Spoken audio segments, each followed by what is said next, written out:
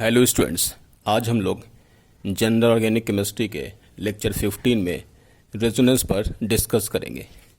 Resonance का use जो है क्यों किया गया था, यानी कि क्यों ज़रूरत पड़ी कि किसी मॉलिक्यूल को आप रेजोनेंस के थ्रू ही समझा पाओ। तो हम लोग सबसे पहले कुछ एग्जाम्पल से इसको समझते हैं। तो देखिएगा, सबसे पहले हम यहाँ पर एक केमिकल लिखते हैं। ये केमिकल ले लिया मैंने बेंजीन, और दूसरा केमिकल आपके पास यहाँ ये ले लिया कार्बन कार्बन का डबल बॉन्ड वाला एक केमिकल, और थर्ड केमिकल एक और ले लिया, ये कार्बन कार्बन का सिंगल बॉन्ड। ये तीन केमिकल ले लिए। कार्बन कार्बन बॉन्ड लेंथ यहाँ पर 1.54 angstrom, carbon carbon double bond 1.34 angstrom. अब अगर यहाँ पर डबल बॉन्ड है तो ये वाला कितना होगा, 1.34 होगा, और अगर ये सिंगल बॉन्ड है तो ये कितना हो जाएगा, 1.54, यानी कि इस तरीके का।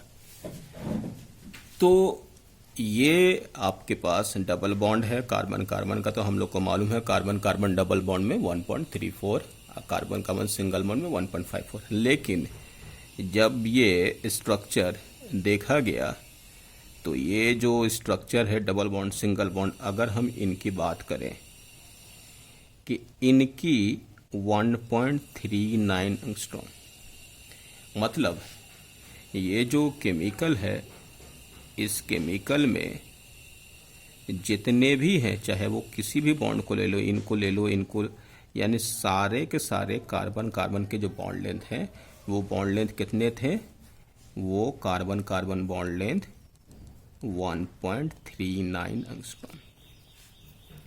यानी कि वहाँ पर दिख तो रहा है हम लोग को कि ये छोटा होना चाहिए, बड़ा होना चाहिए, ये छोटा और ये बड़ा, ऐसा करके तो अलग अलग बॉन्ड लेंथ नहीं थे। अब इन्हीं स्ट्रक्चर को समझाने के लिए एक नया टर्म रेजोनेंस का इस्तेमाल किया गया। मतलब ये कहा गया कि यहाँ पर जो आपके पास डबल बॉन्ड है वो यहीं पर नहीं है, ये डीलोकलाइज हो रहे हैं, वो इस जगह से यहाँ पर शिफ्ट हो रहे हैं। तो शिफ्टिंग के थ्रू अगर ये पाई बॉन्ड फिलहाल यहाँ है, अब ये यहाँ चला जाए तो इसका दूसरा स्ट्रक्चर इस तरीके का बन जाएगा। ठीक है, इन दोनों स्ट्रक्चर को अगर हम यहाँ पर मिला दें, ऐड कर दें, मिक्स कर दें, तो अपने पास जो स्ट्रक्चर है उस स्ट्रक्चर में आप देख सकते हैं कि पाई बॉन्ड कभी यहाँ है कभी यहाँ, यानी कि पाई बॉन्ड पूरे रिंग में इस तरीके से डीलोकलाइज हो रहा है। तो ये जो स्ट्रक्चर आपके पास आया, ये स्ट्रक्चर से इंडिकेट होता है कि यहाँ पर पाई बॉन्ड पूरी जगह पर डीलोकलाइज हो रहा है, इसलिए सारे के सारे बॉन्ड लेंथ इक्वल है, इसलिए कार्बन कार्बन का जो बॉन्ड लेंथ 1.39 है वो इस स्ट्रक्चर से आप एक्सप्लेन कर सकते हैं। तो ये स्ट्रक्चर रियल स्ट्रक्चर है, जो कि इससे आपको ये समझ आ रहा है कि पाई बॉन्ड एक जगह पर नहीं है, डीलोकलाइज हो रहा है।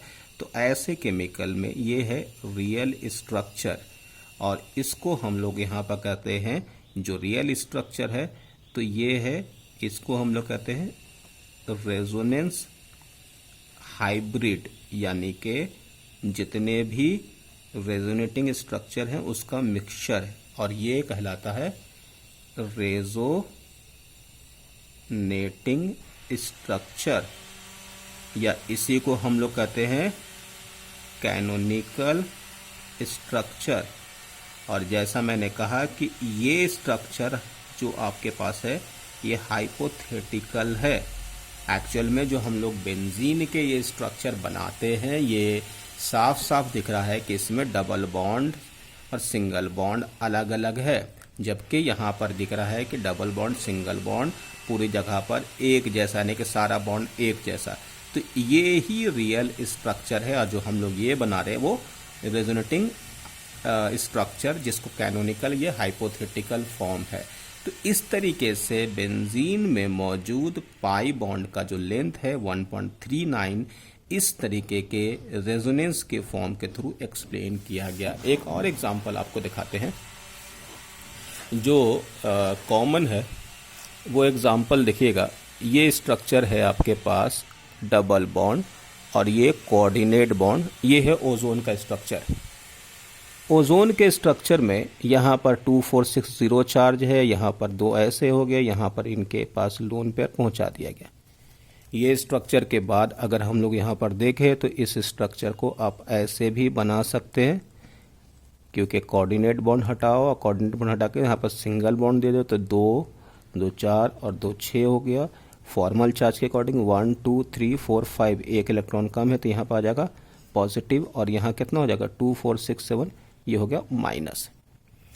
अब ये स्ट्रक्चर जो आपके पास दिख रहे हैं, इस स्ट्रक्चर में भी ये बॉन्ड शॉर्टर है यानी छोटा है, और ये सिंगल बॉन्ड है ये बड़ा है, जबकि एक्चुअल में ये वाले स्ट्रक्चर में ओ बॉन्ड लेंथ इक्वल है, यानी कि सारा बॉन्ड लेंथ बराबर है। तो इस केस में अगर आपने बॉन्ड को ऐसे बना दिया, जैसे ये वाले फॉर्म में आपने बॉन्ड को एक बार और हमने बना दिया है, ये ऐसे बना दिया, एक तो आपने स्ट्रक्चर ऐसे बना दिया, दूसरा अगर आपने इस बॉडी बॉन्ड को इधर शिफ्ट कर दिया, ये दूसरा यहाँ पर ऐसे कर लो, और ये वाले बॉन्ड में ये -2 4 6 हो गया, ये इलेक्ट्रॉन इधर दिखा दिया, और ये इस तरीके से ऐसा।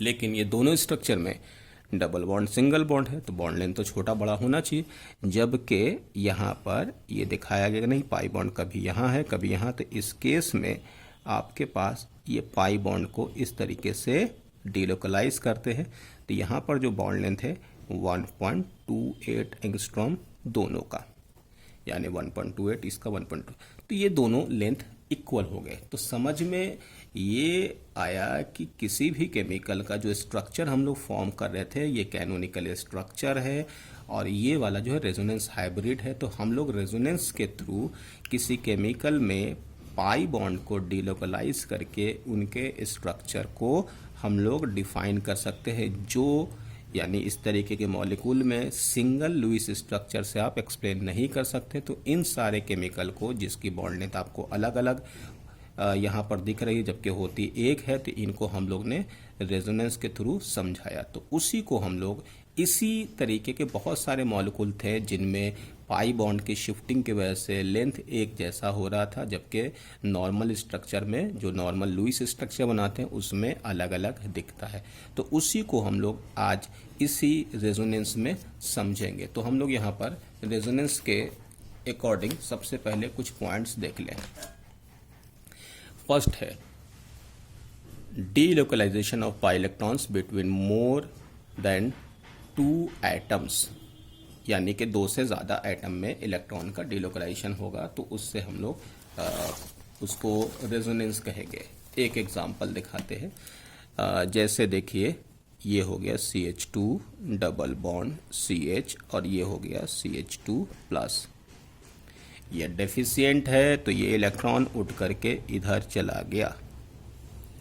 जैसे इलेक्ट्रॉन इधर जाएगा तो इस केस में इलेक्ट्रॉन के इधर जाने से CH है नया पाई बॉन्ड इधर शिफ्ट हो गया, ये देखिए ऐसा हो गया, ये फॉर्म इस तरीके से हो गया।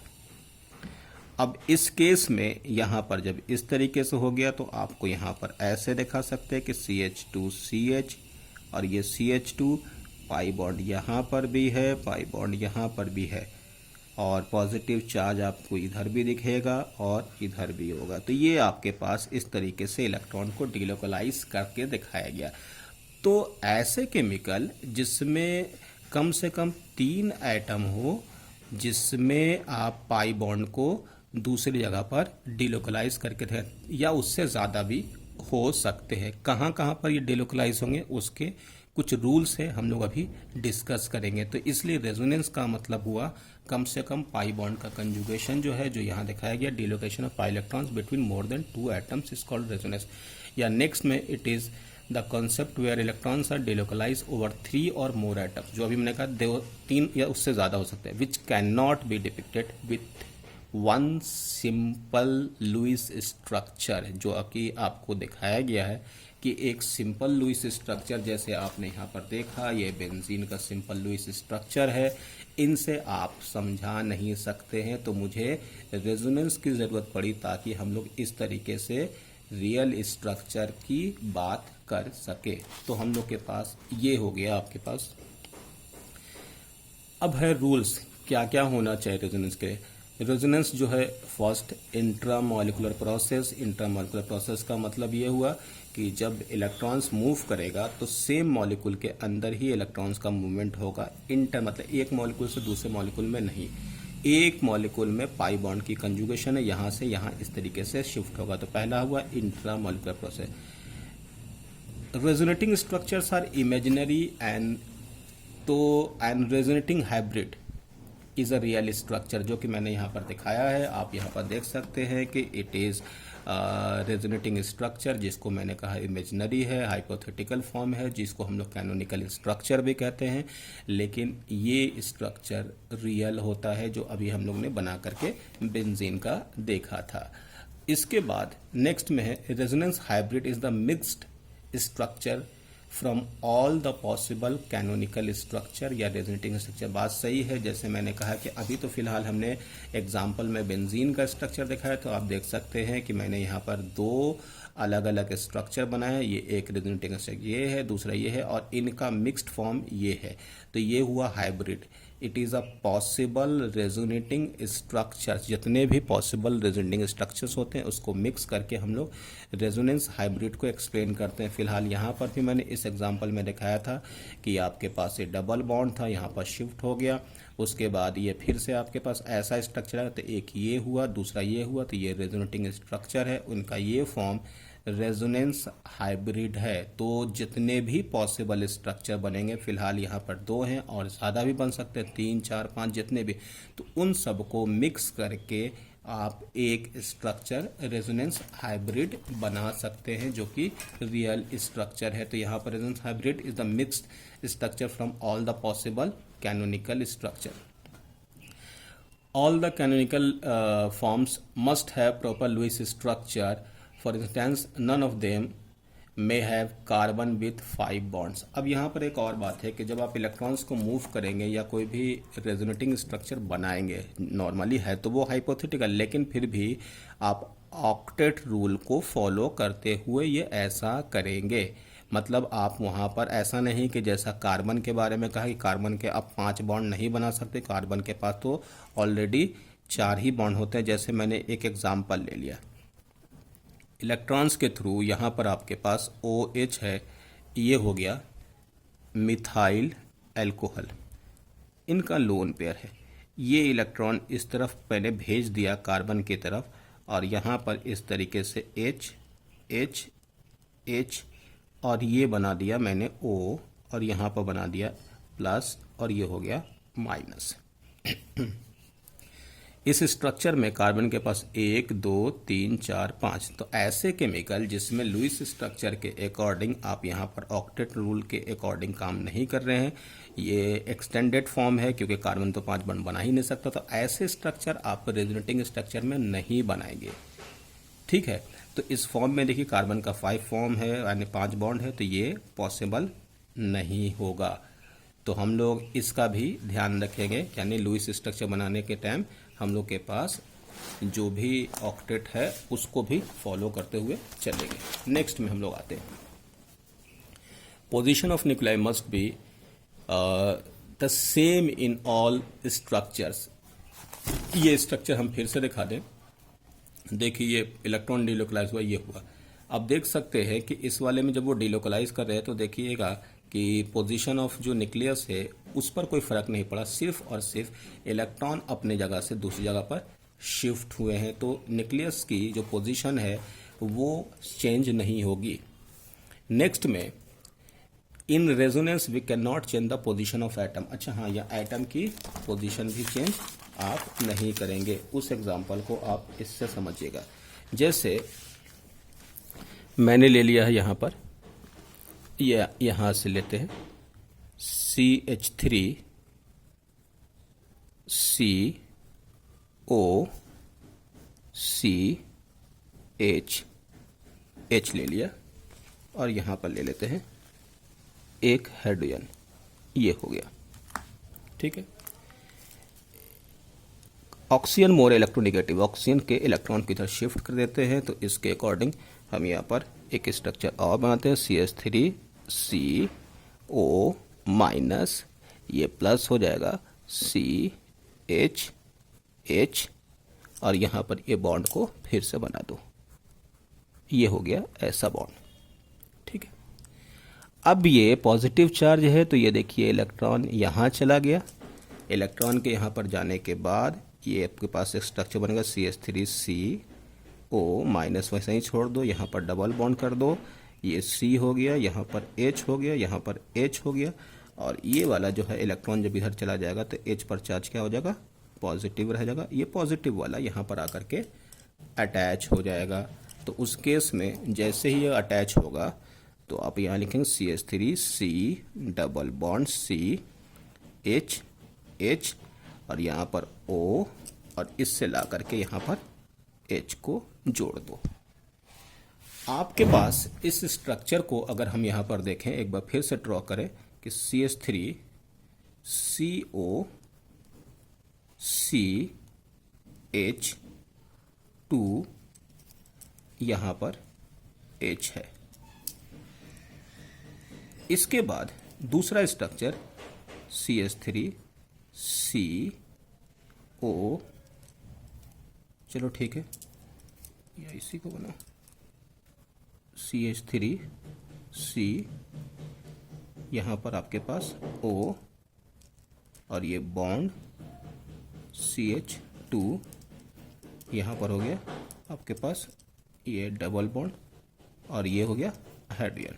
खैर, ये है पाई बॉन्ड, पहले यहाँ पर था, अब पाई बॉन्ड इधर है, तो पाई बॉन्ड की शिफ्टिंग तो हुई है, तो पाई बॉन्ड के शिफ्टिंग को ही हम लोग रेजोनेंस में पढ़ रहे हैं। लेकिन यहाँ पर आप देख सकते हैं कि ये एटम जो है ये पहले यहाँ पर था, अब ये एटम यहाँ आ गया, तो एटम की पोजीशन भी कांस्टेंट रहनी चाहिए। कभी भी रेजोनेंस में पाई बॉन्ड के शिफ्टिंग तो है, लेकिन एटम कभी भी शिफ्ट नहीं होगा, ओनली इलेक्ट्रॉन ही चेंज होगा, यानी कि डीलोकलाइजेशन ऑफ पाई बॉन्ड, सिर्फ पाई बॉन्ड ही शिफ्ट होगा, बाकी नहीं। ये केमिकल को हम लोग कहते हैं कीटो, यानी कीटोन से कीटो, इन मतलब डबल बॉन्ड, ओल मतलब alcohol, it is a keto enol form. Resonance यानी ये केमिकल को हम लोग रेजोनेटिंग स्ट्रक्चर में नहीं लेंगे। तो हम लोग के पास एक बात यहाँ पर ये होगा कि in resonance we can not change the position of atom. तो जैसे यहाँ पर दिखाया गया है, ये बॉन्ड घूमा, H को यहाँ पर पहुँचा दिया, CH3COH डबल बॉन्ड CH2, तो इसको मैंने कीटो लिखा, और इसको इनॉल फॉर्म, इन मतलब डबल बॉन्ड, ओल मतलब ये। नेक्स्ट में है all atoms taking part in the delocalisation must be line plane, यानी सेम प्लेन में होना चाहिए, या आपको नेक्स्ट में for resonance participating atoms must be coplanar.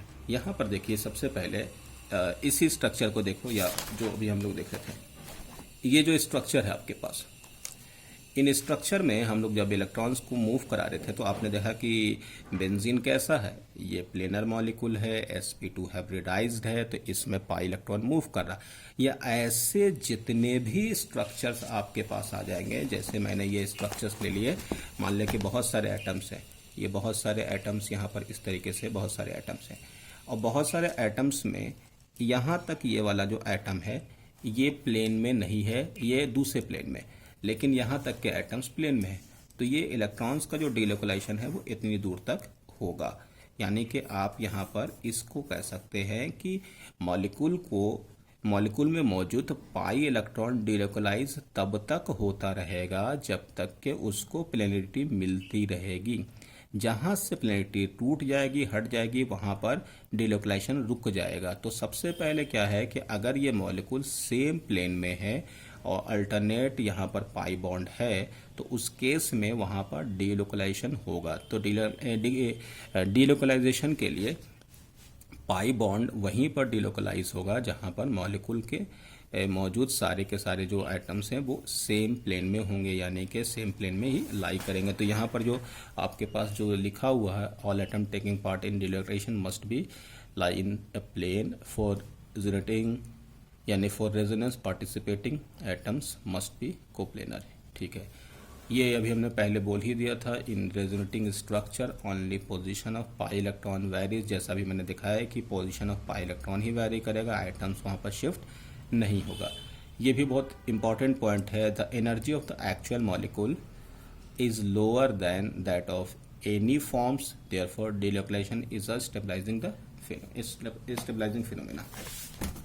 देखिएगा, इनमें जब हम लोग स्ट्रक्चर फॉर्म कर रहे थे तो इस स्ट्रक्चर में ये स्ट्रक्चर और ये स्ट्रक्चर देख रहे हैं कि इसमें डबल बॉन्ड एक जगह पर मौजूद है, यहाँ पर सिंगल बॉन्ड है, डबल बॉन्ड सिंगल बॉन्ड, लेकिन यहाँ पर इलेक्ट्रॉन डीलोकलाइज हो रहा है। जैसा कि आपको मालूम है कि जब इलेक्ट्रॉन डीलोकलाइज होता है तो इलेक्ट्रॉन की डीलोकलाइजेशन की वजह से क्या होता है कि जो चार्ज डेंसिटी है जो इलेक्ट्रॉन वो कम होती है, और आपको मालूम है कि जब भी चार्ज डिक्रीज करेगी तो उससे स्टेबिलिटी इंक्रीज करती है। तो हम लोग के पास जो रियल स्ट्रक्चर है, जो रेजोनेंस हाइब्रिड है, उसमें इलेक्ट्रॉन को डीलोकलाइज करके दिखाया गया है। तो इस वजह से एक चीज़ और भी क्लियर होता है कि रेजोनेंस हाइब्रिड जिससे रियल स्ट्रक्चर है वो किसी दूसरे फॉर्म से जहाँ पर इलेक्ट्रॉन फिक्स रहता है उससे ज़्यादा स्टेबल होगा, और उससे ज़्यादा स्टेबल होगा, जब स्टेबल होगा तो उसकी एनर्जी कम होगी। तो रेजोनेंस के बारे से हम लोग आगे इस चीज़ों पर डिस्कस करेंगे कि रेजोनेंस से किसी भी मॉलिक्यूल का हम लोग स्टेबिलिटी भी एक्सप्लेन करेंगे, क्योंकि रेजोनेंस के थ्रू इलेक्ट्रॉन जब डिलोकलाइज होता है तो आपने देखा है इस वाले केमिकल में ही देख लिए कि चार्ज जो है पहले यहाँ पर था, अब देखिए चार्ज पूरा का पूरा स्प्रेड कर रहा है। तो जब चार्ज स्प्रेड करता है तो ऑलरेडी चार्ज के डिक्रीज करने से स्टेबिलिटी बढ़ती है।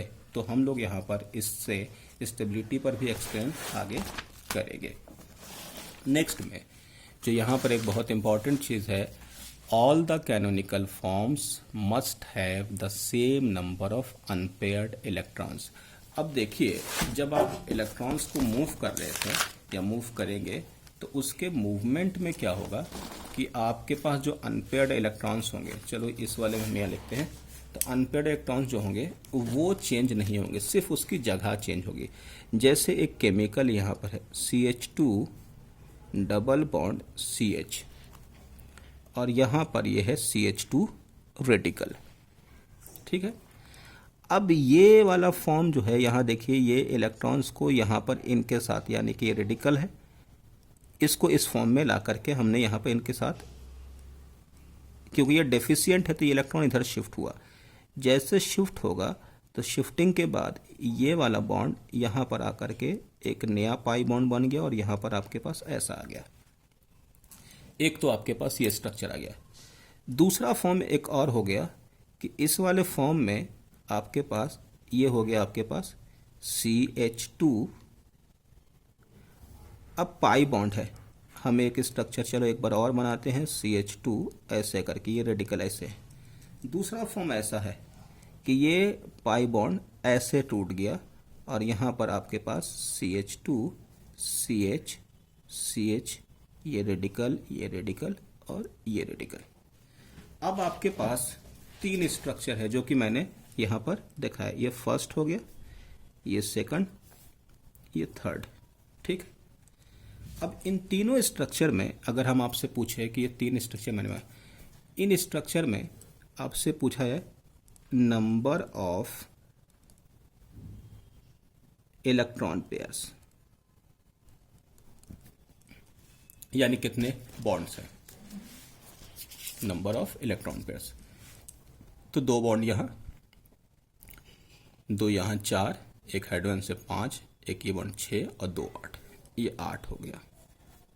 यहां भी वही है, 2 2 4, एक 5, एक हाइड्रोजन वाला बॉन्ड, 2 बॉन्ड ये, एक ये, टोटल नंबर ऑफ बॉन्ड यहां पर 8 हो गया।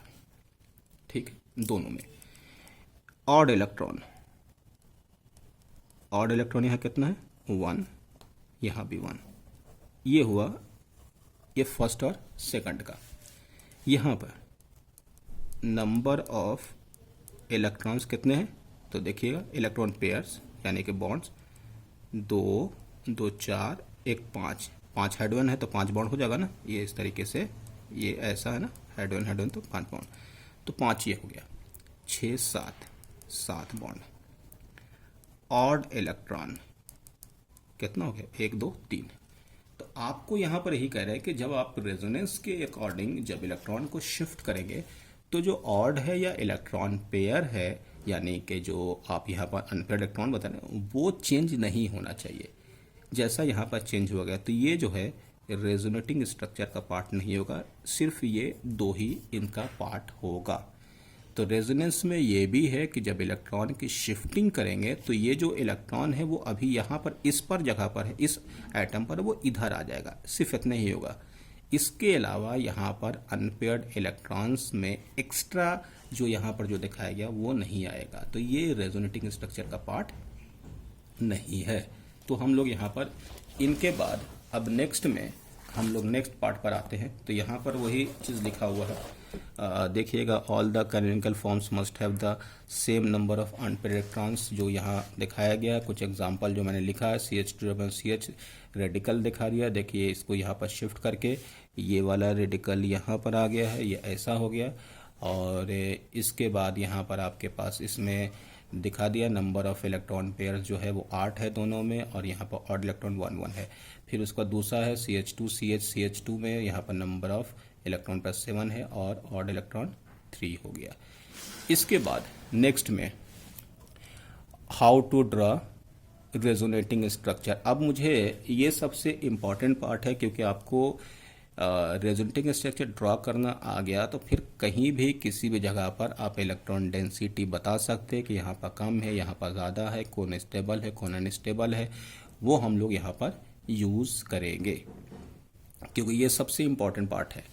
हम लोग ने अभी तक किसी भी केमिकल की स्टेबिलिटी देखी, वो स्टेबिलिटी किससे देखी, प्लस आई माइनस आई से। तो हम लोग अब यहाँ पर इसके अकॉर्डिंग भी बहुत सारे मॉलिक्यूल की स्टेबिलिटी चेक करेंगे। तो यहाँ पर लिखा how to draw resonating structure. सबसे पहले टाइप्स ऑफ कंजुगेशन। एक्चुअल में बहुत सारा कंजुगेशन हम लोग को मिलेगा। उस कंजुगेशन में डबल बॉन्ड के साथ लोन पेयर, डबल बॉन्ड के साथ रेडिकल, डबल बॉन्ड के साथ पॉजिटिव चार्ज, वैकेंट ऑर्बिटल, यानी कि डबल बॉन्ड के साथ डबल बॉन्ड, ये बहुत सारे आपको कंजुगेशन देखने को मिलेंगे। हमने सबसे पहला कंजुगेशन टाइप्स ऑफ कंजुगेशन में पॉजिटिव चार्ज पाई कंजुगेशन लिखा, यानी कि पाई बॉन्ड के एडजेसेंट पर पॉजिटिव चार्ज होगा, तो उसको हम पहले एग्जांपल में लिखें। तो pi bond conjugation with vacant p orbital या कार्बन, या pi bond carbon, pi bond and carbon, vacant p orbital should be at alternate position, जैसे मैंने लिखा है A double bond C positive. इसको आप समझिए, जैसे मैंने ले लिया यहाँ पर ए डबल बॉन्ड बी, ठीक है, ये कोई बॉन्ड है। इस बॉन्ड के साथ, क्योंकि अभी हम डिस्कस कर रहे हैं यहाँ पर कोई भी एटम हो, मान लेते अभी हम बात कर रहे हैं पॉजिटिव की। जैसा कि मालूम है कि मॉलिक्यूल प्लेनर होना चाहिए, यहाँ पर एटम यहाँ पर लिया है जिसके पास वैकेंट ऑर्बिटल है, यानी कि ये डेफिशिएंट है। अब हम यहाँ पर कार्बन की ही बात कर रहे हैं। अगर इसको कार्बन ले लो तो चलो ठीक है, ए डबल बॉन्ड बी, और यहाँ पर ले लो कार्बन। कार्बन यहाँ पर ले लिया, और ये देखिए कार्बन का ये मैंने बॉन्ड बना दिया। यहाँ पर पॉजिटिव चार्ज है, पॉजिटिव का मतलब ये हुआ कार्बन के पास वैकेंट ऑर्बिटल है।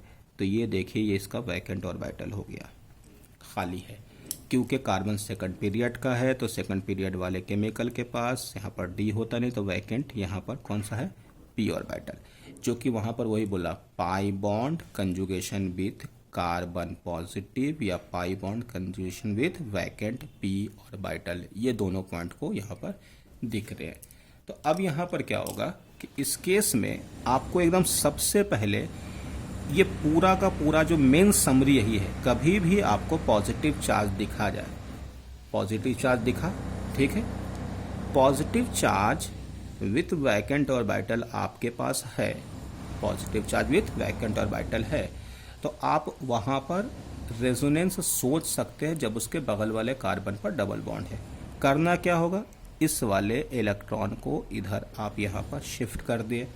जैसे शिफ्ट करेंगे तो शिफ्टिंग के बाद यहाँ पर ये ऐसा बन जाएगा, ये देखिए इस तरीके से, और यहाँ पर हो गया पॉजिटिव। बस इतना ही काम करना।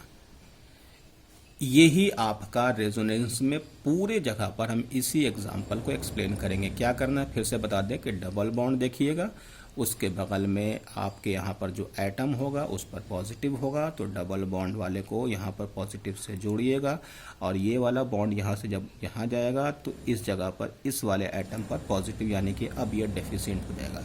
तो ये पैटर्न ही पूरे के पूरे कार्बन के ऊपर पॉजिटिव चार्ज को लेकर के एक्सप्लेन करें, क्योंकि ऑर्गेनिक मॉलिक्यूल में हम लोग के पास मेन आइटम कार्बन ही है, तो हम लोग यहाँ पर उसी को लेकर के पूरे जगह पर इस एग्जाम्पल का इस्तेमाल करेंगे। फिर से आपको बता दें कि डबल बॉन्ड होगा, उसके बगल में कार्बन अगर है तो, या कोई दूसरा भी आइटम है जिसका वैकेंट और वाइटल है, तो वहाँ पर हम लोग ला करके इस पाई बॉन्ड को शिफ्ट कर लेंगे। तो यहाँ पर वही लिखा कि देखिए pi bond and C positive या वैकेंट पी और वाइटल। देखिए आप यहाँ देख सकते हैं कार्बन के पास जब हम लोग ने यूज़ किया तो इसके पास वैकेंट पी है, तो यहाँ पर इसीलिए इसका नाम ऐसे दिखा रहा कि pi bond and C plus and vacant p orbital should be at alternate position. तो है ना, देखिए ये केस मैंने लिख दिया है, डबल बॉन्ड फिर कार्बन के ऊपर पॉजिटिव। एग्जाम्पल आपके पास यहाँ पर पहला एग्जाम्पल है, उस एग्जाम्पल को आप समझिएगा।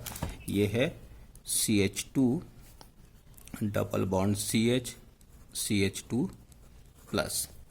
इस एग्जाम्पल को आप ऐसे करें कि इनका आप यहाँ पर इस पाई बॉन्ड को इधर शिफ्ट कर दो। जैसे शिफ्ट करोगे तो शिफ्टिंग के बाद आपके पास कैसा हो जाएगा, CH2 CH और ये पाई बॉन्ड इधर आ जाएगा, तो आपके पास यहाँ पर ये हो गया पॉजिटिव। ये हो गया आपके पास रेजोनेटिंग स्ट्रक्चर। अब इसका हम लोग जब यहाँ पर हाइब्रिड बनाएंगे तो यहाँ पर CH2 CH CH2 लिख देंगे, और यहाँ पर आपके पास पाई बॉन्ड कहाँ कहाँ पर है, यानी पॉजिटिव चार्ज एक यहाँ पर है, दूसरा यहाँ पर है, तो ये बना दिया इसका रेजोनेंस हाइब्रिड। यहाँ तक हम लोग का इस तरीके का स्ट्रक्चर ड्रॉ करने का तरीका होगा। तो ये देखिए मैंने यही लिखा CH2 double bond CH2 pi bond को देखिए यहाँ पर आपने इस जगह से इधर शिफ्ट कर दिया, पॉजिटिव यहाँ आ गया, डबल बॉन्ड हो गया, इसका ये रेजोनेंस हाइब्रिड आ गया। अब एक बड़ा स्ट्रक्चर है जो कि यहाँ पर लिखा हुआ है CH2 double bond CH double bond CH और CH2 पॉजिटिव। ये है आपके पास स्ट्रक्चर। आपको पूरे मॉलिक्यूल को नहीं देखना, तरीका क्या था, मैंने कहा ना कि इतना देखो। अभी देखो ये केमिकल आपको दिख रहा है, डबल बॉन्ड सी के पास, ये बस इतना ही देखना था। हमने कहा था ना A डबल बॉन्ड B और यहाँ C पर पॉजिटिव चार्ज। ये वाला केस यहाँ पर आ रहा, यानी रेजोनेंस करा दो। कैसे, ये इलेक्ट्रॉन्स को यहाँ भेज दो। जैसे यहाँ पर भेजोगे, भेजने के बाद CH2, बाकी को कुछ नहीं करना, बाकी को वैसा ही छोड़ दो, बाकी केमिकल को वैसा ही छोड़ दो। CH2 CH, ये CH ले लिया, यहाँ पर आप CH2 कर दो, और ये वाला क्या होगा, पॉजिटिव हो गया। ये हो गया पहला। फिर देखो दूसरा, ये वाला पैटर्न फिर से आ गया, AB डबल बॉन्ड फिर C, यानी ये वाला पैटर्न फिर से रिपीट कर रहा है ना, तो यानी कि फिर यहाँ पर भी इलेक्ट्रॉन को भेज दो। नेक्स्ट में स्ट्रक्चर आ जाएगा CH2 CH, ये डबल बॉन्ड CH आ जाएगा, इसको कुछ मत करो, इसको वैसे ही छोड़ दो। ये हो गया ऐसा, अब यहाँ हो गया पॉजिटिव, बस। यानी कि अब आपके पास CH2 CH CH CH CH2 इतने एटम थे। अब आप देख लो कहाँ कहाँ पर पॉजिटिव चार्ज आया था, एक यहाँ पर आ गया, एक यहाँ पर, एक यहाँ पर, यानी कि डेल्टा प्लस यहाँ आ गया, इसके बाद यहाँ आ गया, इसके बाद यहाँ आ गया। तो ये देखो ये बन गया हाइब्रिड, यानी कि पूरे जगह पर पाई बॉन्ड इस तरीके से आ गया। तो आपके पास ये दूसरा रेजोनेटिंग स्ट्रक्चर आ गया। नेक्स्ट में ये एग्जांपल है आपके पास ये वाला पाई बॉन्ड का, उसके स्ट्रक्चर को भी हम यहाँ पर दिखाते हैं। ये ले लो, ये स्ट्रक्चर, ये पॉजिटिव हो गया, ये ऐसा है, और उसके नीचे है, यहाँ पर है। बस आपको सिंपल वे में क्या करना है, देखो ये है ना A B और यहाँ पर C पर चार्ज, ये वाला केस फिर से मिल रहा है। चलो इसको यहाँ पर शिफ्ट कर दो, शिफ्ट कर दिया। शिफ्टिंग के बाद ये ऐसा हो गया, ये इस तरीके से, यहाँ पर क्या हो गया पॉजिटिव, ये यहाँ पर रहने दो, ठीक है। नेक्स्ट में फिर से देखो, यहाँ पर वही काम करो, ये फिर से बना दो स्ट्रक्चर, ये बना दिया ऐसा, इस पर कुछ मत करना, इसको वैसे ही छोड़ दो। ये वाला बॉन्ड इधर लिया और यहाँ पर बन गया पॉजिटिव। ये हो गया, यानी कि इसका अगर हाइब्रिड बनाओगे तो फिर बताओ कहाँ कहाँ पर पॉजिटिव चार्ज है। तो एक यहाँ पर प्लस है, यानी डेल्टा प्लस यहाँ हो गया, इसके बाद यहाँ पर डेल्टा प्लस हो गया, फिर इसके बाद डेल्टा प्लस यहाँ हो गया। ये हो गया इसका हाइब्रिड। तो ये हो गया स्ट्रक्चर इसका इस तरीके से, जो कि यहाँ पर हम लोग ने देखा है। देखो यहाँ पर पाई बॉन्ड को शिफ्ट कर दिया, फिर इसके बाद देखो ये इसका हाइब्रिड बन गया। अब इसके बाद दूसरा आइटम है CH2+ का। ये स्ट्रक्चर है, इस स्ट्रक्चर को ड्रॉ करते हैं। ये ऐसा है और यहाँ पर CH2+ है। तो इसको भी ड्रॉ करो, बताओ कैसे करोगे। यहाँ फिर से A इधर शिफ्ट करते हैं, इसको शिफ्ट कर दिया। शिफ्टिंग के बाद यहाँ पर देखो क्या आ जाएगा, नया डबल बॉन्ड, और यहाँ पॉजिटिव, इसको ऐसे ही छोड़ दो। नेक्स्ट में ये वाले इलेक्ट्रॉन को इधर भेज दो। जैसे इधर भेजोगे तो यहाँ पर एक नया स्ट्रक्चर आपके पास ऐसा आ जाएगा, ये इस तरीके से, और ये हो गया पॉजिटिव। ठीक है, तो इसका मतलब ये हुआ कि इसका अगर हाइब्रिड बनाएंगे तो हम लोग इस फॉर्म को, ये CH2 ले लिया है ना। तो CH2 लेने के बाद पॉजिटिव चार्ज बताओ कहाँ कहाँ पर आ गया। एक डेल्टा प्लस यहाँ आ गया, डेल्टा प्लस यहाँ आ गया, डेल्टा प्लस यहाँ आ गया।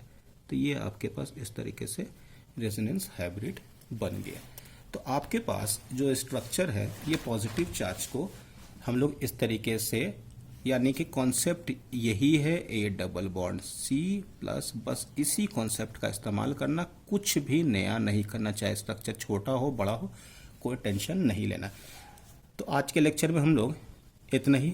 आगे हम लोग पॉजिटिव चार्ज के कुछ और एग्जाम्पल पर डिस्कस करेंगे, और अगर हम लोग के पास और टाइम रहा तो फिर हम लोग रेडिकल्स और लोन पेयर वाले केमिकल को या एनायन को भी हम लोग यहाँ पर इंक्लूड कर लेंगे। ठीक है, तो आपका पहला काम ये होगा कि आप जितने भी स्ट्रक्चर मैंने बनाए हैं, सारे स्ट्रक्चर को आप खुद ड्रॉ करके बार बार इसी को आप प्रैक्टिस करिए, जितनी बार भी आप कर सकते हैं। क्योंकि अगर आपको ये चीज़ आ गया तो फिर आपको ऑर्गेनिक केमिस्ट्री में किसी भी जगह पर कोई दिक्कत बिल्कुल भी नहीं होगी। तो आप पहले एकदम से लेक्चर कंप्लीट होने के बाद जितनी बार इस रेजोनेटिंग स्ट्रक्चर के जो मैंने रूल्स बताए हैं वो आप 3, 4, 5 बार जितनी बार पढ़िए, उन रूल्स को समझिए, और उसके बाद फिर से जितने भी रेजोनेटिंग स्ट्रक्चर मैंने पॉजिटिव वाले अभी बनाए हैं उनको आप प्रैक्टिस कीजिए। ठीक है, ओके, थैंक यू।